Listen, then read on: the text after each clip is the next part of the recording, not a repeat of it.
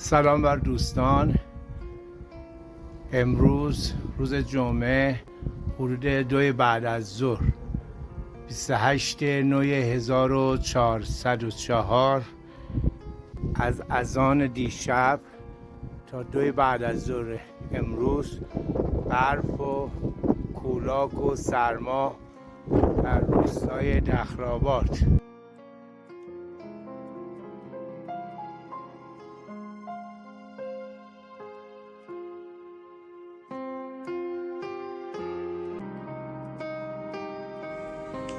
فقط قدیمی ترها می دانند که این ذوق و شوق علی نعمت الله به چه جهتی است.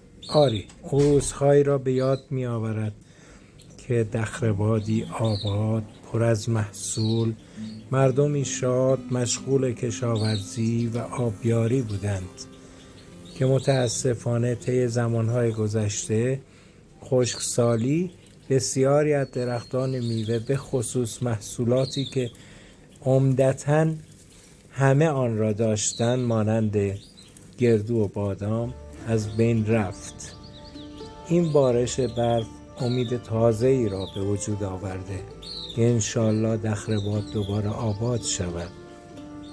نسل جدید بتوانند آن روزهای زیبا را دوباره ببینند.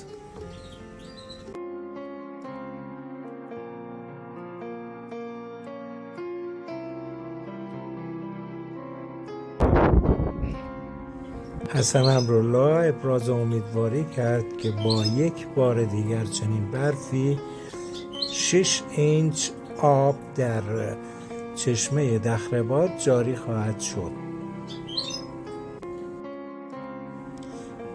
دخل‌آباد نیاز به نگاهی تازه دارد، نگاهی که به سرسبزی و آبادانی روستا بیاندیشد، نگاهی که باغات را دوباره سرسبز کند، نگاهی که دوباره دامداری در آن احیا شود.